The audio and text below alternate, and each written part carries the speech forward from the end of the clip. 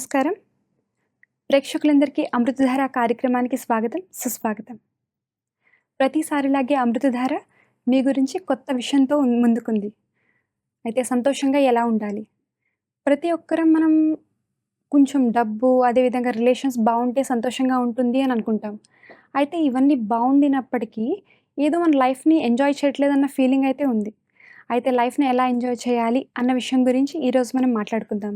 ఈరోజు మనతో ఉన్నారు బ్రహ్మకుమారి మంజు అక్కయ్య గారు. వారిని అడిగి ఈరోజు మనం తెలుసుకుందాం. అక్కయ్య, మీకు మా స్టూడియోలో హృదయపూర్వక స్వాగతం. Thank you. ఓం శాంతి. శాంతి. అక్కయ్య, మనం చూసినట్లయితే ప్రతి ఒక్కరం ఎందుకు మనం ఇంత ఫైట్ చేస్తున్నాం లైఫ్ గురించి?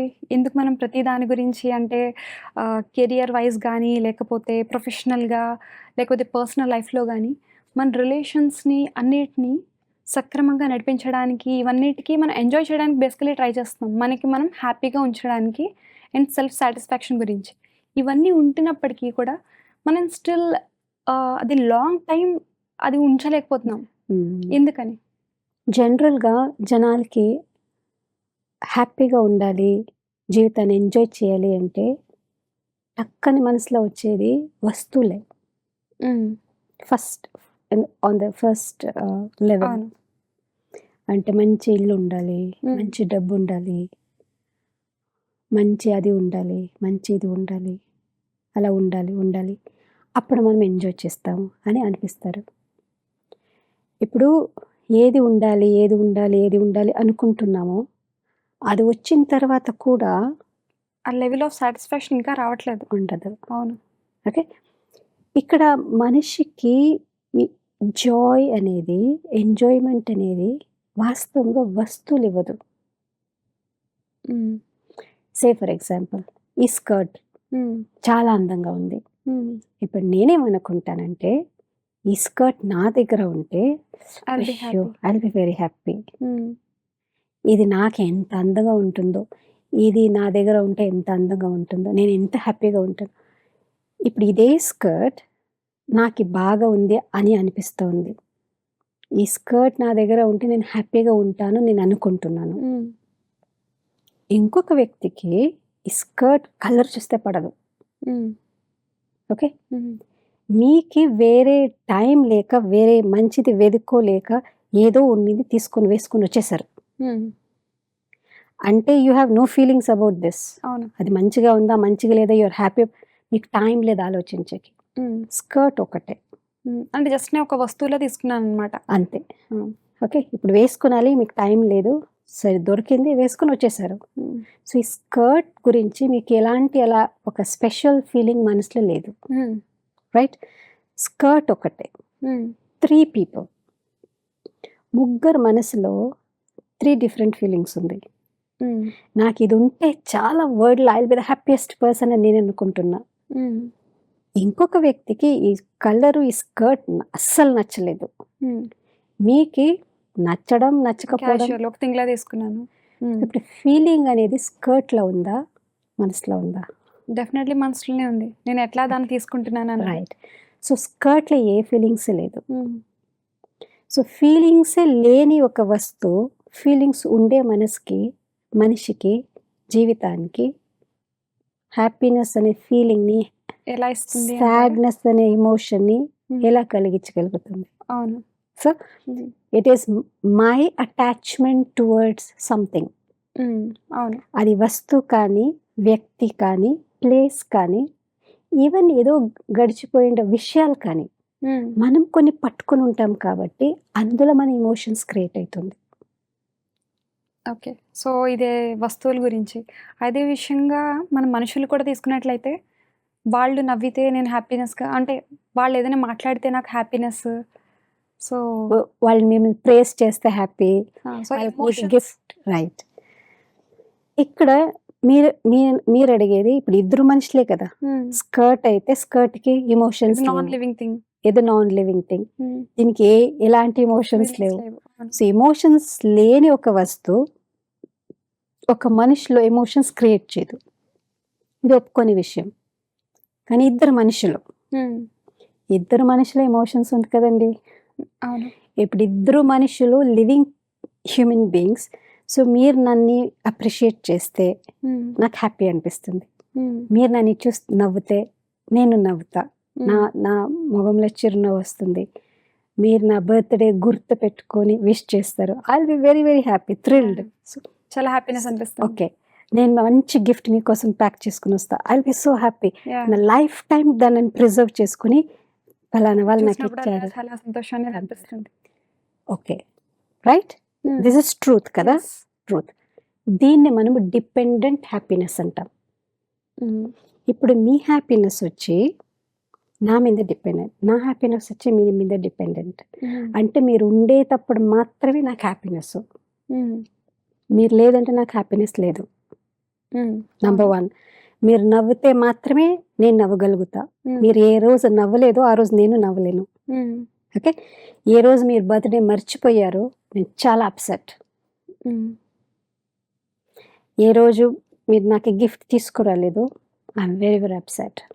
ఆ బర్త్డే ఎందుకు వచ్చిందా అని కోపం వస్తుంది, నా మీద నాకే కోపం వస్తుంది, చిరాకు వస్తుంది. సో ఇప్పుడు ఏ మనిషి మూలకంగా నాకు హ్యాపీనెస్ దొరుకుతూ ఉంది, అదే మనిషి దాన్ని మర్చిపోయి you have your own issues. అవును, నాకు నాకు హ్యాపీనెస్ ఇచ్చేది లేకపోతే సాడ్నెస్ ఇచ్చేది నేను డిసైడ్ చేసి పెట్టుకున్నాను. అంటే మీకు ఇంటెన్షన్ లేదు నాకు హ్యాపీనెస్ ఇవ్వాలి, సాడ్నెస్ ఇవ్వాలి అనే ఇంటెన్షన్ మీకు లేదు, రైట్? కాకపోతే నేను మీ మీద డిపెండ్ అయ్యాను.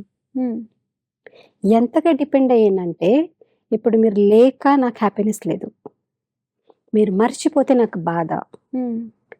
ఓకే, సో ఒక వ్యక్తి ఎంతకాలం, ఇప్పుడు మీరు నా బర్త్డే గురించో నా గిఫ్ట్లు తేవల్లానో నన్ను చూసి ప్రతిసారి నవ్వల్లానో మీరు ఎప్పుడు ఎందుకు గుర్తుపెట్టుకోనాలి?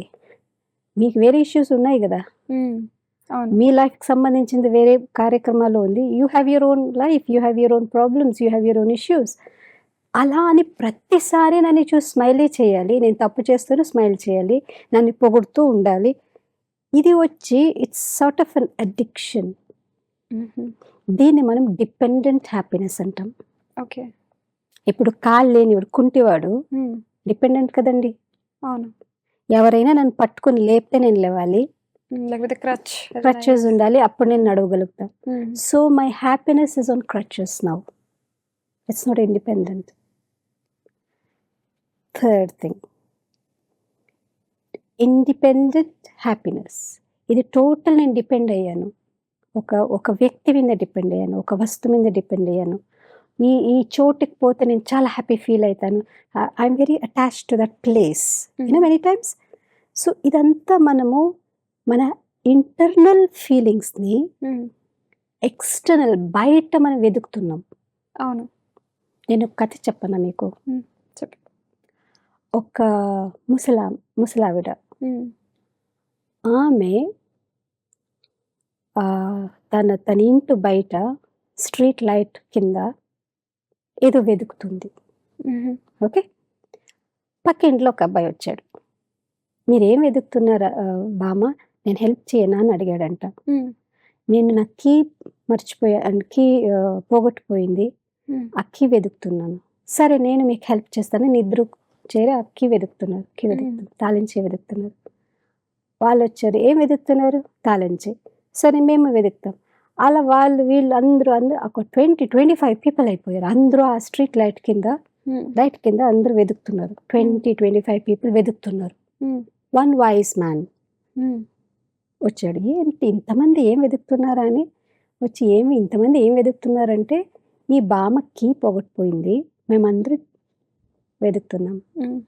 ఆయనకి కొంచెం డౌట్, కీ వెతకడం ఏంటి, ఇంతమంది వెతికితేను దొరకకపోవడం ఏంటి? ఆ బామ్మని పిలిచి ఏమైంది అంటే, కీ పోగొట్టుకున్నాను. ఎక్కడ పోగొట్టుకున్నారు? ఇంట్లోగా పోగొట్టుకున్నాను. మీరు ఇంట్లోగా పోగొట్టుకుంటే బయట ఎందుకండి వెతుకుతున్నారంటే, ఇంట్లోగా చీకటి కదండి, మా ఇంట్లో దీపం లేదు, దీపం ఇక్కడ కదా ఉంది, దీపం ఉండే చోటు కదా వెతుకుతాం. అంటే ఇంట్లో పెట్టుకుని ఆవిడ బయట వెతుకుతుంది అనమాట. ఎందుకంటే ఇంట్లో చీకటి ఉంది కాబట్టి. కైండ్ ఆఫ్ ఇగ్నోరెన్స్ అంటారా? రైట్, లోపల. సో ఆ బామ్మ ఎవరు కాదు, each one of us is an old woman looking for peace, keys lost inside, key కోసం మనం బయట వెతుకుతున్నాం. అంటే హ్యాపీనెస్ లోపలే ఉంది. కానీ మనం బయట వెతుకుతున్నాం అంటారు. ఎందుకంటే బయట లైట్ ఉంది. బయట గ్లిటరింగ్ ఉంది. అట్రాక్షన్స్ ఉంది. You see? బయట మనకు అన్నీ కొత్త కొత్తగా బాగా బాగా కనిపించేలా ఉంది. కాకపోతే యాక్చువల్ కీ మనలో ఉంది. అయితే ఈ లోపల ఉన్న డార్క్‌నెస్‌ని మనం ఎలా పోగొట్టుకోవాలి? రైట్. ఫస్ట్ ఆఫ్ ఆల్ లోగా డార్క్‌నెస్ ఉంది కాబట్టే మనం బయట వెతుకుతున్నాం. ఎందుకంటే డార్క్‌నెస్‌లో మనకేం కనిపించదు కదా!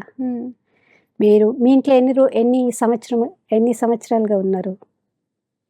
పుట్టినప్పటి నుంచి. రైట్. ఓకే. సో మేబీ 19-20 ఇయర్స్‌గా అదే ఇంట్లో ఉంటున్నారు. So you know every corner of the house కదా! అవును. మనం ఏమంటాం, పుట్టినప్పటి నుంచి కళ్ళు మూసుకొని నేను నడవచ్చు అంటాం. పక్కనే లైట్ పోయింది అనుకోండి, ఇప్పుడు 6 o'clock 7 o'clock ఈవినింగ్ లైట్ పోయింది అనుకుంటారు. మీరు కాన్ఫిడెంట్గా వాక్ చేయగలుగుతారా? Tell me the truth. No. పుట్టినప్పటి నుంచి అక్కడే ఉన్నారు కదా, కళ్ళు మూసుకొని నడవచ్చు కదా. కాన్ఫిడెంట్గా ఇప్పుడు లైట్ ఒక 5 minutes పోయిందంటే కాన్ఫిడెంట్గా మీ రూమ్ నుంచి, సిట్టింగ్ రూమ్ నుంచి మీ వాష్రూమ్ వరకు కాన్ఫిడెంట్గా పోగలుగుతారా? మీకు టార్చ్ కావాలి, ఏదో ఒకటి కొంచెం స్టంబుల్ అవుతూ అట్లా. మీకు టార్చ్ కావాలి, క్యాండిల్ కావాలి. A person in darkness cannot take a confident step. అవును, డెఫినెట్‌గా కదా. సో ఒక వ్యక్తి ఇంటర్నలీ ఫుల్ డార్క్నెస్ ఉంటే జీవితాన్ని కాన్ఫిడెంట్గా ఎలా జీవించగలుగుతాడు? జీవితం అనేది లోపల నుంచి జీవించాలి, బయట నుంచి కాదు. అంటే మనం జీవితాన్ని జీవించేది చాలా బాహ్యంగా జీవిస్తున్నాం, బయట వెతుక్కుంటున్నాం, అన్ని బయట వెతుక్కుంటున్నాం. ప్రేమని బయట వెతుకుతాం, సంతోషాన్ని బయట వెతుకుతాం, శాంతిని బయట వెతుకుతాం, జనాల్ని బయట వెతుకుతాం. ఇప్పుడు ఒక వ్యక్తిని పరిచయం చేసుకోనాలి, ఒక వ్యక్తితో మన పరిచయాన్ని పెంచుకోనాలి అంటే ఫస్ట్ బయట కదా చూస్తారు. మనసుని ఎవరు చూస్తారండి? ఒకే ఇంట్లో 30 yearsగా భార్య భర్తలుగా ఉన్నారు, పుట్టినప్పటి నుంచి అమ్మ నాన్న పిల్లలు ఉన్నారు. ఒక్కరొక్కరు ఎంతగా అర్థం చేసుకున్నారు లోపల భావన, ఫీలింగ్స్ని. మీరు మీ పేరెంట్స్ ఫీలింగ్స్, మీ పేరెంట్స్ మీ ఫీలింగ్స్ని, ఒక భర్త భార్య ఫీలింగ్స్ని, ఒక చెల్లి అన్న ఫీలింగ్ని, అన్న చెల్లి ఫీలింగ్. అయితే ఈ ఫీలింగ్స్ అండర్స్టాండింగ్లో ఇప్పుడు కొంతమంది ఆడియన్స్ నుంచి మాకు కొన్ని క్వశ్చన్స్ వచ్చాయి. అయితే ఏంటంటే వైఫ్ అండ్ హస్బెండ్ ఉన్నారు, కొంచెం వాళ్ళిద్దరికి మధ్యలో ప్రాపర్ రిలేషన్ లేదు. సో వాళ్ళ వల్ల ఇన్ ఫ్యూచర్ పిల్లలు డెఫినెట్గా సఫర్ అయ్యే ఛాన్సెస్ ఉన్నాయి. సో ఇలాంటి సిచ్యువేషన్స్లో ఎలా డీల్ చేయాలంటారు? అంటే ఒక రకంగా పేరెంట్స్ ఏదైనా కొట్టుకుంటే పిల్లల మీద ఎఫెక్ట్ పడకుండా ఉండాలి అని ఇద్దరికీ ఉంది, కానీ స్టిల్ వీళ్ళిద్దరికీ మధ్యలో ఒక గుడ్ కమ్యూనికేషన్ లేదు. సో అలాంటి సిచ్యువేషన్స్లో ఏం చేయాలంటారు? ఎవరికి చేయాలి? పేరెంట్స్కా పిల్లలకా? పేరెంట్స్ వాళ్ళకి తెలుసు కదండి, ఇలా గొడవ పడితే వాళ్ళు కొట్టుకుంటే పిల్లల మీద అది ఎఫెక్ట్ అవుతుంది అని తెలుసు. At least first step first precaution కనీసం పిల్లల మీద కొట్టుకోరాదు, పిల్లల ముందర కొట్టుకోరాదు.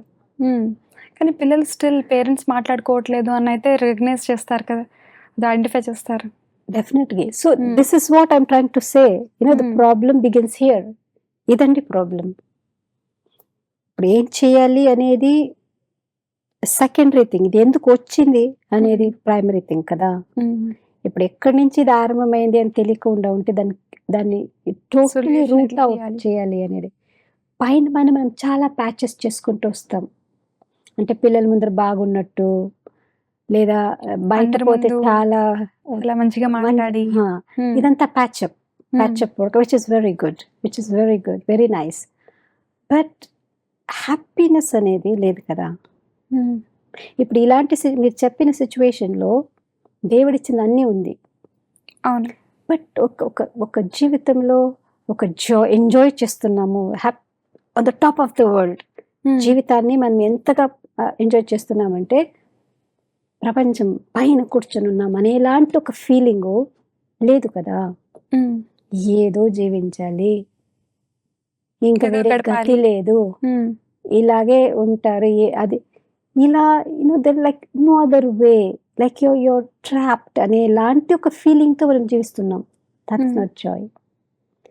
లైఫ్లో జాయ్ కావాలి అంటే చాలా చాలా ముఖ్యమైనది కొన్ని విషయాలు దాన్ని ఆర్ట్ అనండి, దాన్ని ఎబిలిటీ అనండి, లేదా కొన్ని స్టెప్పింగ్ స్టోన్స్ అనండి. చిన్న చిన్న స్టెప్స్. అది మనం నేర్చుకుంటే చిన్న విషయాలే అని పెట్టుకోండి. చాలా చిన్నవి. అది మనం కొంచెం దాని మీద గమనం పెట్టేట్లయితే, దాన్ని మనం నేర్చుకుంటే చాలా హ్యాపీ అయిపోతుంది లైఫ్. ఓకే. అంటే ఏదైనా మనకి లైఫ్‌లో ఇన్ని ఆర్ట్స్ నేర్చుకుంటాం. డ్రాయింగ్ అని, అదని, ఇదని. సో, అయితే లైఫ్‌లో హ్యాపీనెస్‌గా ఉండాలి అంటే కూడా ఏదైనా ఆర్ట్ కావాలి అంటారా? It's definitely an art. హ్మ్. జీవితంలో ప్రతిదీ ఆర్టే అండి.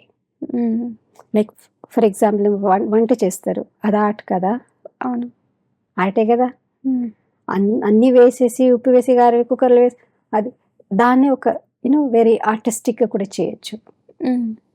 దాంట్లో ఇంట్రెస్ట్‌లో with you put your creativity దాంట్లో వేసి, మనకు చాలా ఉత్సాహంగా దాంట్లో ప్రేమగా చేస్తే మంచిగా ప్రేమగా చేసి, దాని పైన డెకరేట్ చేసి, డెఫినెట్‌గా దాన్ని కొంచెం క్రియేటివ్‌గా చేయొచ్చు. క్రియేటివ్.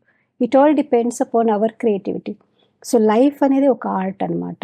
ప్రతి మనిషిలో ఆర్ట్ ఉంది. హ్మ్. డిఫరెంట్ ఫీల్డ్‌లో వాళ్ళ ఆర్ట్‌ని చూపిస్తారు. హ్మ్. కొందరు పనిలో చూపిస్తారు, కొందరు మాట్లాడే దాంట్లో చూపిస్తారు, కొంతమంది వేసుకునే దాంట్లో చూపిస్తారు. So, each one have their own way of expressing their art. అవును. అలాంటప్పుడు జీవితాన్ని జీవించడమే ఒక ఆర్ట్ అనమాట. హ్మ్. ఇప్పుడు డ్రైవింగ్ ఉందండి. Hmm. Is that not an art? Definitely. Art. ఆర్టే కదా! హ్మ్. 4 వైపుల బండ్లున్నాయి. అయినా సరే సేఫ్‌గా రైట్. డ్రైవ్ చేయాలి. వాళ్ళెప్పుడూ ఒక మంచి డ్రైవ్ చేసే వ్యక్తి. ఇన్ని బండ్లున్నాయే, నేను డ్రైవ్ చేస్తే రోడ్ ఖాళీగా ఉండాలి. ఎవరు ఉండరాదు. నక్క, కుక్క, పిల్లి ఏమి రారాదు. అప్పుడు నేను మంచిగా డ్రైవ్ చేస్తానంటే గుడ్ డ్రైవర్ కాదది. హ్మ్. హెవీ ట్రాఫిక్ ఉండాలి. ఆవు పోతూ ఉండాలి. కుక్కలు రావాలి. సైక్లిస్ట్ రావాలి. అది రావాలి. ఆటో రావాలి. ట్రక్ రావాలి. అలా ఆయన తన బండికి ఏమి కాక, హ్మ్. తన బండి నుంచి వేరే వాళ్ళకి ఏమి కాక, తన గమ్యాన్ని చేరుకోవడమే బెస్ట్. గుడ్ డ్రైవర్ అంటారు. హ్మ్. హ్యాపీగా వితౌట్ గెట్టింగ్ స్ట్రెస్డ్ అవుట్. కొంతమంది అలా అయితేనే స్ట్రెస్ అవుతారు కదా! హ్మ్. అలా ఏ టెన్షన్ లేక హాయిగా because they know how to get out of it. హ్మ్. జీవితం ఇంతే కదండీ! హ్మ్. ఏ గొడవ లేక, ఎవరేం మాట్లాడక, అందరూ మంచిగుంటే మనము మంచిగుంటాం. What a big deal. Hmm. అందరూ గొడవ పడుతూ, మనకి నచ్చకుండా ఉండేట్లా అందరూ ఉంటూ, నేను నా జీవితాన్ని చాలా హ్యాపీగా దాని మధ్య నుంచి తీసుకుంటూ, నేను హర్ట్ కాకుండా, హ్మ్. నా నుంచి మీకి హర్ట్ కాకుండా, మంచికి తీసుకొని పోవడమే కదండీ లైఫ్ ఆర్ట్. ఇది కూడా ఆర్టే కదా! అవును. ఇప్పుడు డెఫినెట్‌గా. డ్రైవర్‌లో ఉండే ఒక కళ కూడా మనలో లేదంటే హ్మ్. అయితే ఎలా మన ఇతరుల నుంచి ఎక్స్‌పెక్ట్ చేయకుండా ఎలాగ మనం కంటెంట్ ఆ సాటిస్ఫాక్షన్ ఎలా ఉంచుకోవాలంటారు? మీకొక సంగతి తెలుసా? Hmm. You said a very nice word expectation. Hmm. When we talk about relationship మీరు ఆహ్, మాట్లాడుతుంటే the biggest problem hmm. In relationship is expectation. Hmm. ప్రతి సంబంధంలో ఎనీ రిలేషన్‌షిప్ అది మనుషులతోనో, వస్తువులతోనో హ్మ్. ఒక కొంచెం డిస్టెన్స్ పెట్టాలి. Say for example you are watching a television. Hmm. Okay.